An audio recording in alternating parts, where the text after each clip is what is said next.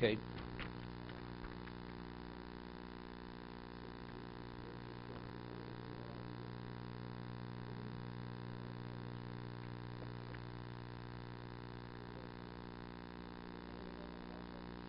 Left of 714. 714 on the bottom.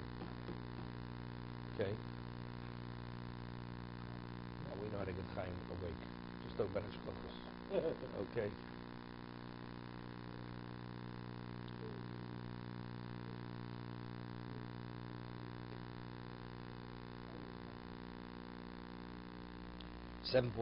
Bottom paragraph, he had said that if a person had done good for you and loves you, and he's demonstrated that love and that concern for you, the person naturally, being aware of that, has a positive feeling, even a love for that other person or that benefactor, and without any difficulty, you do whatever you can to satisfy that person. Even if it's a peer. What about if a person's of greater status, like a minister, that even the minister should be concerned about me where I'm a nothing? He singled me out that I should be a beneficiary of his kindness? Definitely. You'll do whatever you can to satisfy him, or to address any of his wishes. HaKadosh Baruch Hu was the ultimate benefactor at every level. And we know he loves us. As the Torah attested as fact, definitely we should be motivated naturally to do whatever his wish is, whatever his command is. But yet that's not the case. To complete this discussion,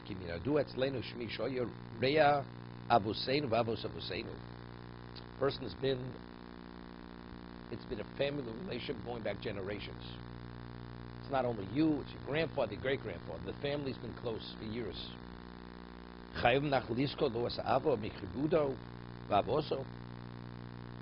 mean, we celebrate Purim. What's Purim? Right? We wouldn't exist if there wouldn't have been a Purim. That's what we celebrate. What are we doing? But we weren't there. You didn't have to be there. But if what happened then wouldn't have happened, we wouldn't be here today. So we're expressing our thanks for what happened then.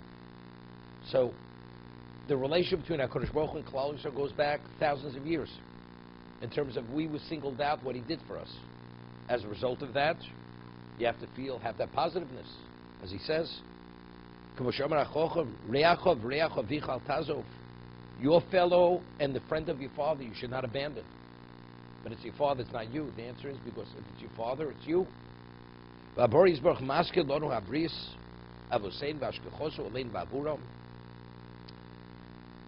The Torah mentions the bris, the covenant, and vashkachoso, and why does he oversee us in that special way? Because of them, right? We're just reading now.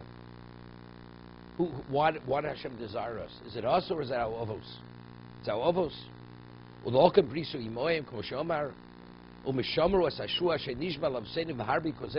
It's mentioned many times in the Torah. So the relationship didn't start today. This is proven and been in place for thousands of years.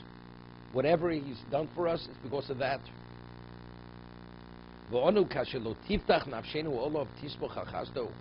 If a person doesn't have the trust in him and to rely on his chesed, we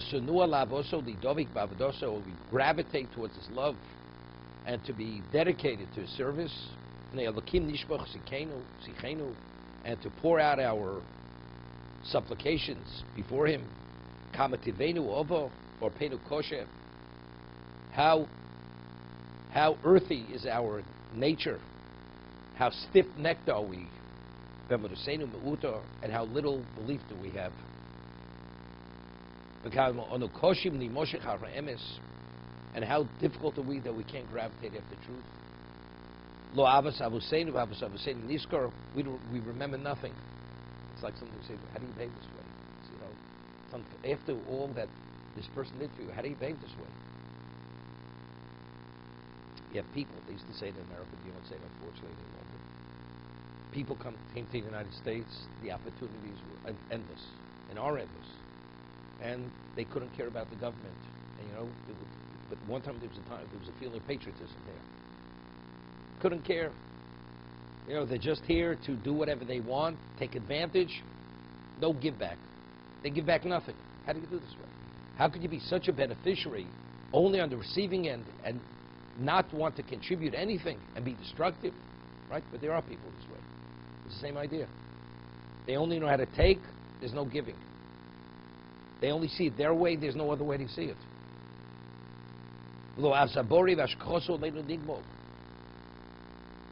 There's no love for the Borei, for the Creator, and His divine providence upon us. We don't reciprocate. Lo ba'avur ha'avdechoso v'hakroso lo anu nase. Lo lagodul tovoso mi'itono rov chasdu imonu nishma. Lo ba'avur brioso osonu. That He created us v'anegoso tova lo anu nevosh. We're not even embarrassed. No embarrassment. Like I once said years ago, somebody once came to Rabbi Pinto. First time he had problems, health problems. I said, do you pray? He says, look, God doesn't need my prayers. Does God need my prayers? You think God wants me to bother Him? That's what he said. Right. What do you mean? You bother Him plenty, that you exist. You mean that's not a bother? He wills your existence. He wills your cancer, your prostate cancer. Man had prostate cancer at the time. Right? He's busy with you. So you don't think what you mean. But by asking Him to heal you, you think that's going to be a bother? Yeah. So he concludes, he says, Hoketz ochi. Wake up, my brother. Min hashena azos, from this slumber. V'go me'al libcho es hamosach yitzcho asher nosach olov. And remove from your heart the cover which your inclination has covered it with. He separated between yourself and the light of your intelligence. It's like your people are so intelligent, but they don't get it. They miss the boat. They miss the boat. And missing the boat means they miss life. They miss life. Like you have Jews, they belong to certain country clubs. You hear this? And they have a restaurant in the country club. The corned beef is unbelievable. It's not kosher corned beef, you know. They belong, you know, and they pride themselves that they stuff their mouths. And we're talking about these people in those years, they came from traditional homes. They came from homes. Or maybe in those years there was kosher home, not kosher outside the home. You know what I mean?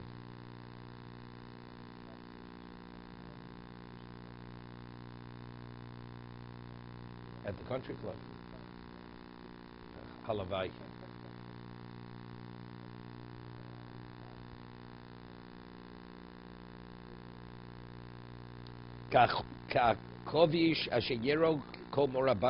He says it's like a spider who weaves its web. It blocks out the light of the house. The light doesn't get. That's how thick the web is.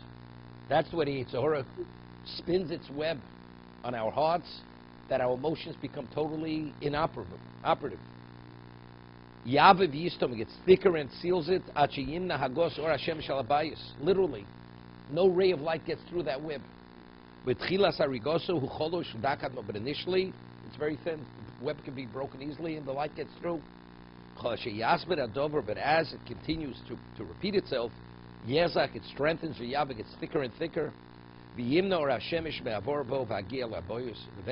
it prevents the light of the sun from piercing it and coming into the house. Stop here.